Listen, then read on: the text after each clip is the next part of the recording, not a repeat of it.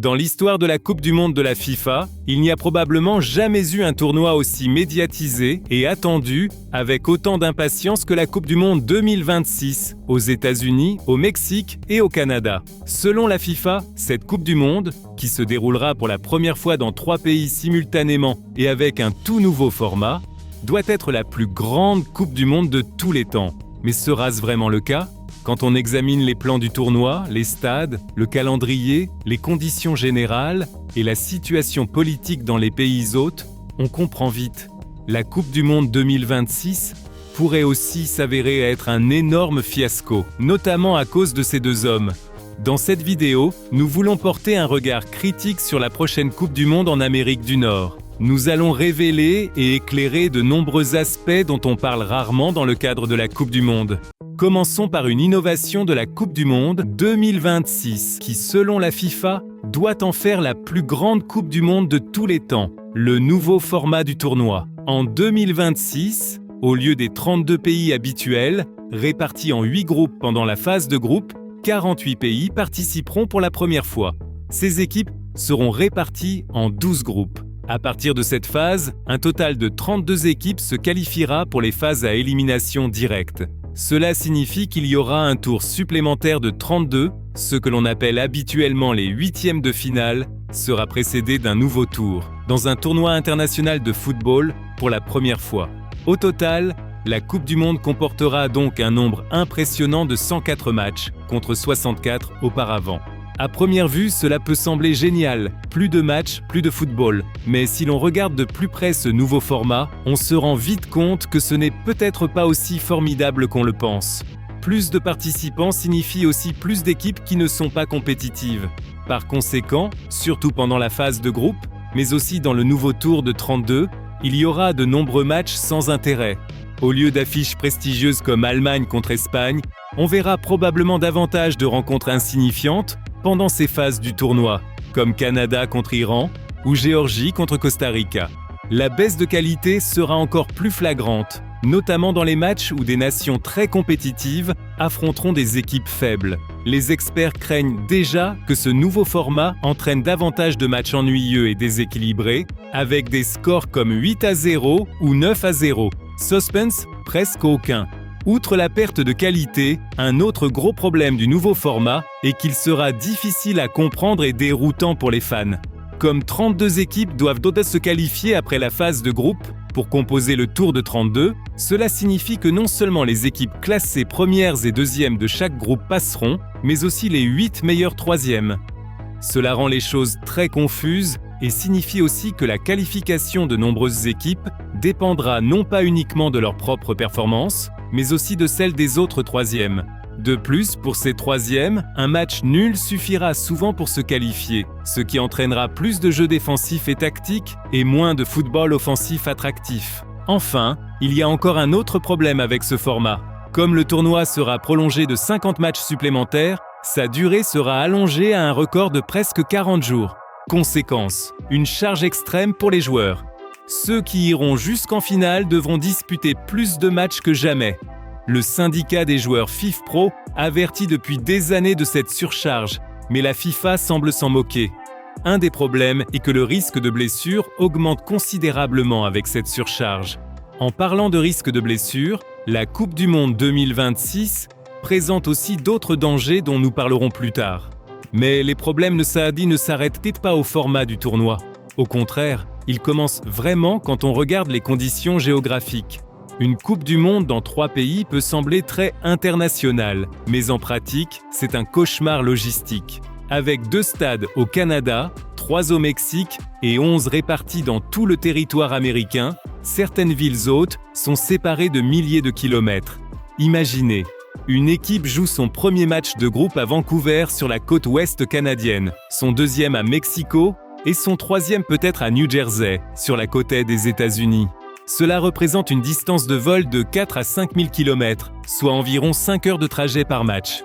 Pour les équipes, cela signifie un stress énorme lié au voyage, des changements constants de climat et de fuseaux horaires, et très peu de temps pour la récupération ou l'entraînement. Cela peut aussi fausser la compétition. Les équipes bénéficiant d'un calendrier favorable par exemple celles qui restent uniquement sur la côte Est, auront un net avantage sur celles qui doivent voyager beaucoup. Mais ce défi ne touchera pas que les joueurs et les staffs des sélections nationales. Les sacrifices pour les fans seront probablement encore plus grands.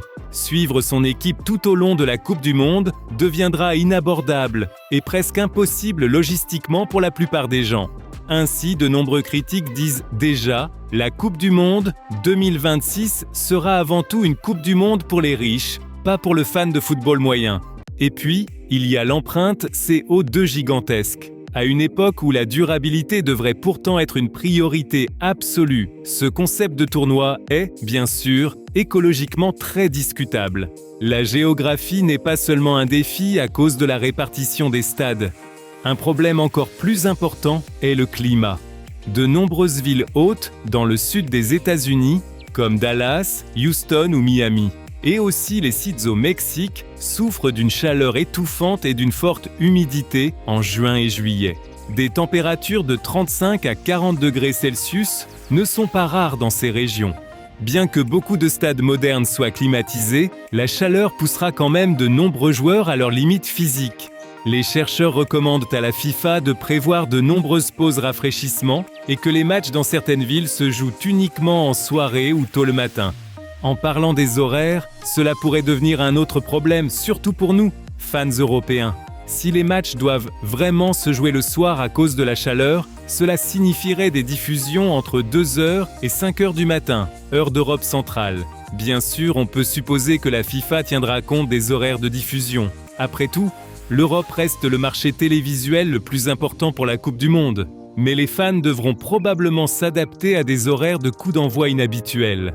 Un gros point positif du dossier commun États-Unis, Canada et Mexique, dès le départ, était que ces pays disposent déjà de nombreux stades gigantesques et ultra modernes, donc aucun nouveau stade n'a besoin d'être construit pour la Coupe du Monde. Mais ce n'est qu'à moitié vrai. Bien que les États-Unis aient beaucoup de grands stades, ils sont presque tous conçus pour le football américain et non pour le football, soccer. Et cela présente deux gros inconvénients. Premièrement, la taille du terrain. La plupart des stades NFL sont trop étroits pour les dimensions exigées par la FIFA. Il faudra donc élargir les terrains de manière coûteuse et importante, souvent au détriment des premières rangées de sièges. Deuxièmement, et c'est encore plus critique, la pelouse. Presque tous ces stades américains utilisent du gazon artificiel. La FIFA exige toutefois du gazon naturel pour la Coupe du Monde. Cela signifie que toutes les arènes devront installer des pelouses naturelles temporaires coûteuses et souvent de qualité douteuse. Les experts et les joueurs craignent un patchwork de pelouses de mauvaise qualité, ce qui, comme mentionné plus tôt, augmentera encore le risque de blessure pour des joueurs déjà surchargés. Abordons maintenant un point qu'on ne peut pas ignorer, notamment après la réélection de Donald Trump. Ces dernières années, les États-Unis sont devenus extrêmement polarisés politiquement. Malheureusement, il y a un vrai danger que la politique américaine vienne parasiter la Coupe du Monde de diverses manières. D'un côté, Trump utilisera très probablement la Coupe du Monde comme une gigantesque plateforme pour son slogan « Make America Great Again ». Il est attendu qu'il ne se retienne pas et qu'il se mette en avant, notamment lors des matchs d'ouverture et de finale. Dans le même temps, ces politiques compliquent considérablement l'entrée sur le territoire pour les fans de nombreux pays. Pour les supporters venant par exemple d'Inde, il faut déjà attendre presque 2 ans pour obtenir un visa. Et même pour d'autres pays. Sous Trump, il y avait de plus en plus de restrictions d'entrée et de refus à la frontière. Ces nouvelles règles pourraient décourager beaucoup de fans internationaux de se rendre aux États-Unis. En raison de la situation politique divisée aux États-Unis, le risque de manifestations et d'émeutes autour de la Coupe du Monde a également fortement augmenté. Il faut donc s'attendre à une présence policière massive, voire à des déploiements militaires autour des matchs, ce qui ne contribuera pas à créer une atmosphère conviviale. Mais qu'en pensez-vous ? La Coupe du Monde 2026 sera-t-elle un désastre, une fête du sport ou quelque chose entre les deux ? Dites-le nous dans les commentaires. N'oubliez pas de liker la vidéo et de vous abonner à la chaîne. À bientôt et à la prochaine, ici sur Bon à savoir.